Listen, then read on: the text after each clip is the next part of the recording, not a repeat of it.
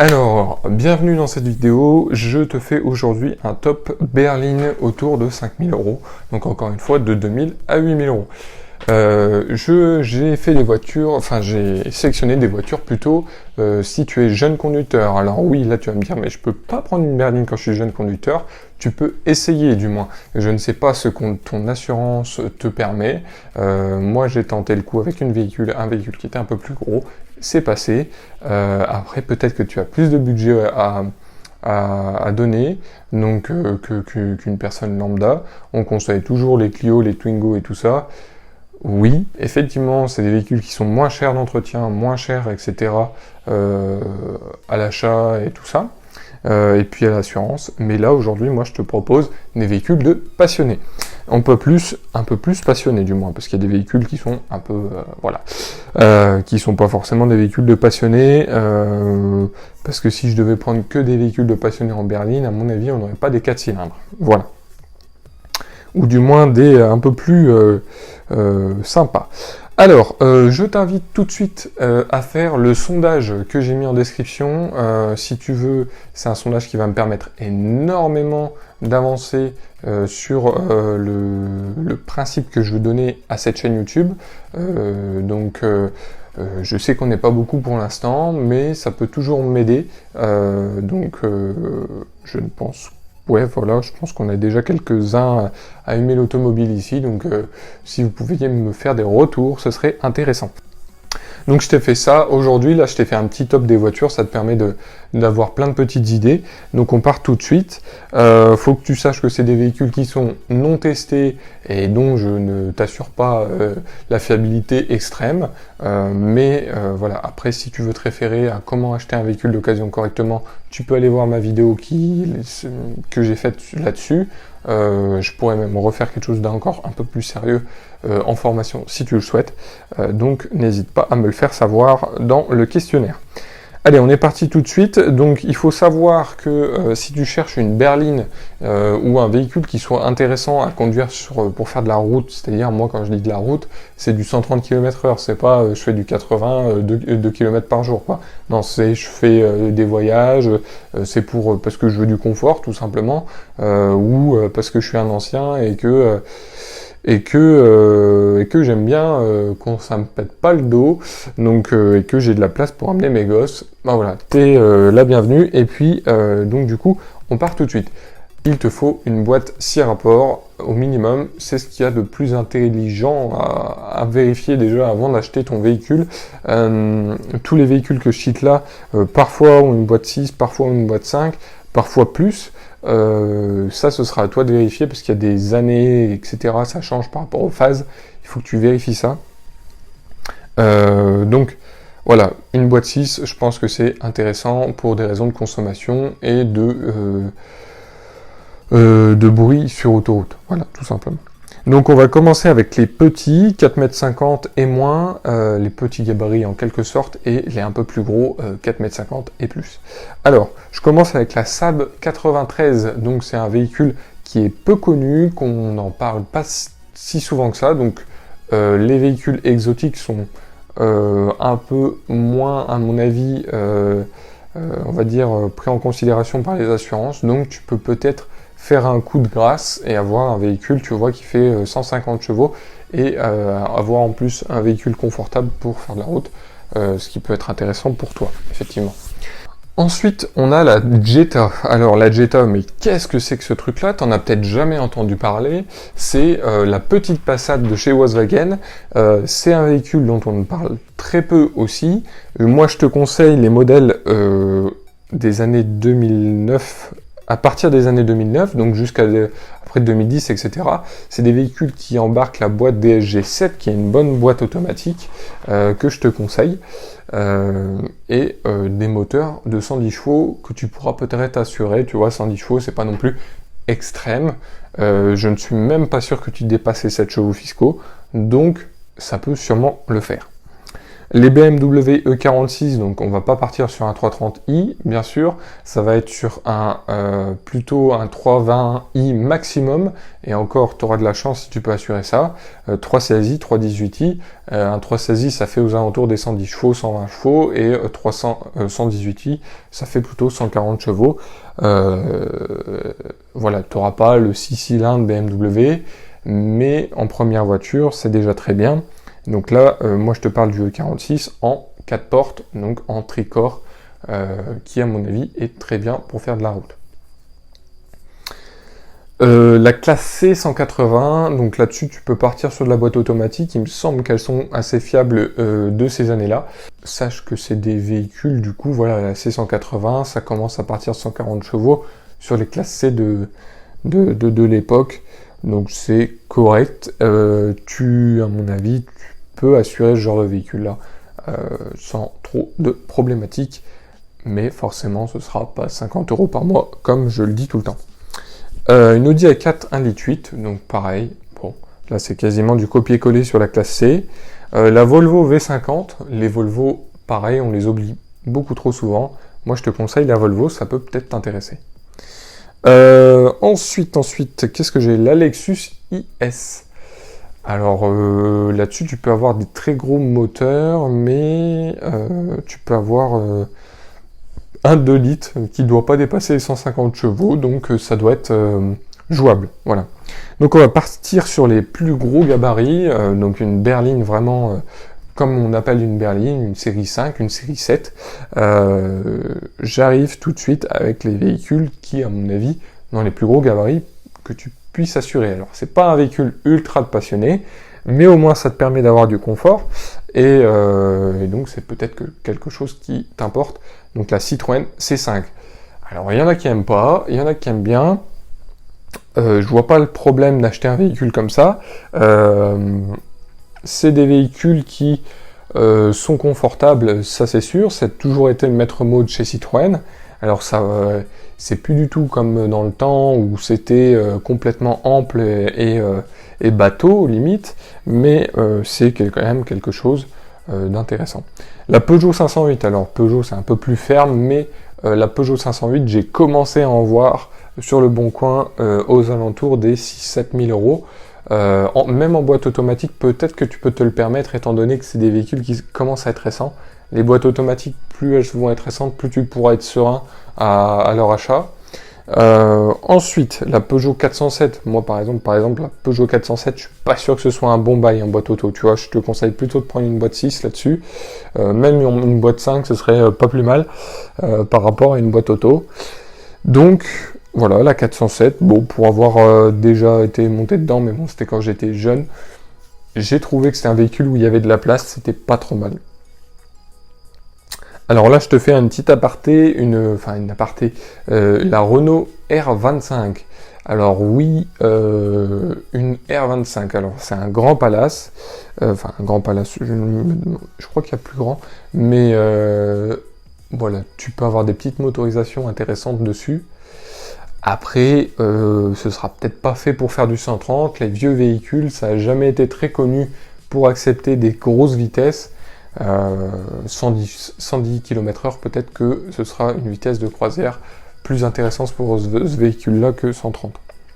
Honda Accord, alors là, pour avoir testé même les vieilles années, plutôt bluffé, donc même Honda sait faire des véhicules relativement confortables. Ce sera forcément plus confortable qu'une Civic si tu en as une actuellement comme la mienne. La Civic, ouais, c'était un siège en cuir et tout ça, c'était pas mal. Même la boîte était plus souple. Enfin, je trouvais ça vraiment sympa d'avoir un véhicule un peu plus gros et un peu plus confortable. La Honda Légende. Si t'en trouves une sur le marché, bravo. Non, je plaisante, je pense que t'en trouveras une, mais c'est une vieille voiture, il faut déjà aimer le style. Mais voilà. On regarde, je sais pas si ça va te convenir, je sais même pas si elle est en boîte 6 celle-là, mais voilà, c'est un gros gabarit, si tu veux du confort, je pense qu'il y en a sans problème, mais encore une fois, ça va être un peu le même principe que la R25, je suis pas sûr que sur des hautes vitesses ce soit très agréable, quoique je pense que c'est plus agréable qu'une Twingo, voilà, bon. Une Volvo S60, bon, là-dessus, S60, j'ai rien à dire, c'est à mon avis un bon véhicule, à tester après, la fiabilité, etc. Je ne connais pas la fiabilité de tous les véhicules. La Mazda 6, alors, la Mazda 6, pour moi, Mazda, ça a toujours été une référence, pareil comme je voulais acheter une Mazda 3, je me suis dit c'était sans trop de problématiques. Mine de rien, j'ai connu des gens de ma famille qui avaient eu une Mazda 6, il me semble, et qui ont eu des problèmes. Alors après, bon, est-ce qu'ils ont juste pas eu de chance et ils sont tombés sur une mauvaise série? Je ne saurais pas te dire. Mais en tout cas, voilà, c'est encore une marque un peu différente qui peut peut-être convenir pour une assurance jeune permis, éventuellement. Alors, ensuite, on passe sur quelque chose que tout le monde a oublié, la Seat Exeo. Peut-être que c'est parce que c'est la nullité absolue, que c'est pas fiable, etc. Mine de rien, c'est du Volkswagen, donc je ne vois pas pourquoi ça ne tournerait pas. Et de toute façon, les pièces, c'est du Volkswagen, donc si tu veux faire l'entretien, etc., normalement, encore une fois, c'est du Volkswagen. Volkswagen. Donc tu devrais pouvoir trouver sans problème. Alors, la Passat, donc là, bah, il y a des Passat normales, ou n'oublie pas la Passat CC, qui est un peu plus profilée, un peu plus stylée. Peut-être que ce véhicule t'intéressera, il y a des motorisations qui ne sont pas excessives dessus, donc peut-être que tu arriveras à assurer. Là, on passe sur des véhicules où ça commence à être un peu compliqué, je pense, Audi A5 et Audi A6. Alors, j'ai jamais vu de jeune conduire ça, et je pense que ça peut être compliqué, effectivement, si tu es en jeune permis, avec le A. Mais bon, peut-être que tu as des parents qui travaillent dans les assurances, donc sans problème.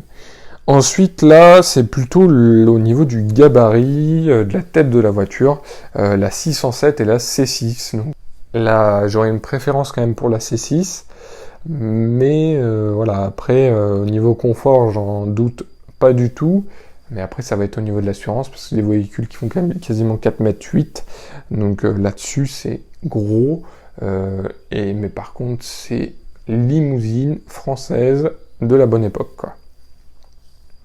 La Ford Mondeo, alors encore une fois, si ton père travaille à la BAC, il va bien s'entendre avec toi, non je rigole.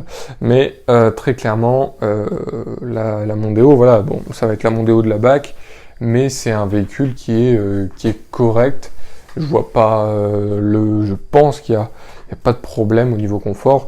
J'ai jamais été fan de Ford pour leur confort, mais voilà, c'est une Mondeo, c'est gros, je pense qu'il n'y a pas de souci. La 520i E39. Là-dessus, donc c'est un véhicule que j'adore tout particulièrement. Après, est-ce que tu pourras l'assurer parce qu'un 520i, si je me trompe pas, ça fait plus de 200 chevaux. Un 520d peut-être parce que ça fait aux alentours des 180 chevaux. Voilà, quand même, on tape 200 chevaux, on tape des gabarits qui sont assez gros. Voilà. Je sais pas si tu pourras l'assurer.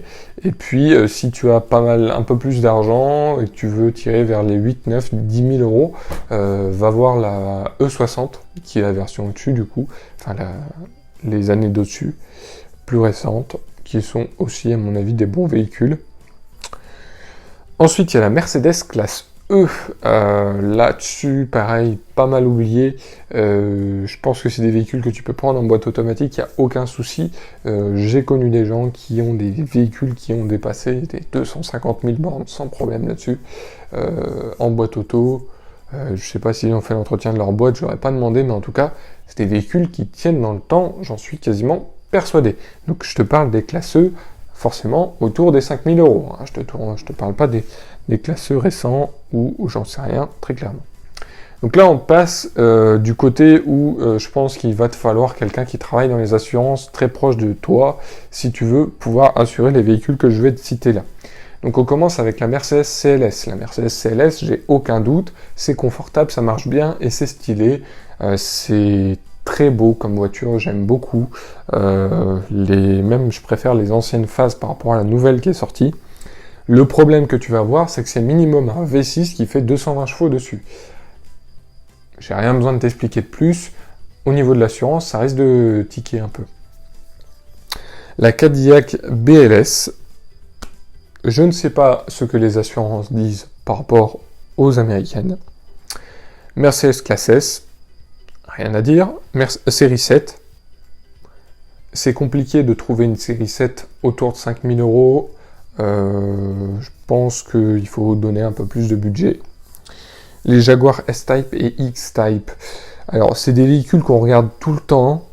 Après, je ne sais pas si c'est fiable. Vous pouvez me le dire en commentaire si vraiment vous avez vu ce véhicule et que vous l'avez peut-être possédé.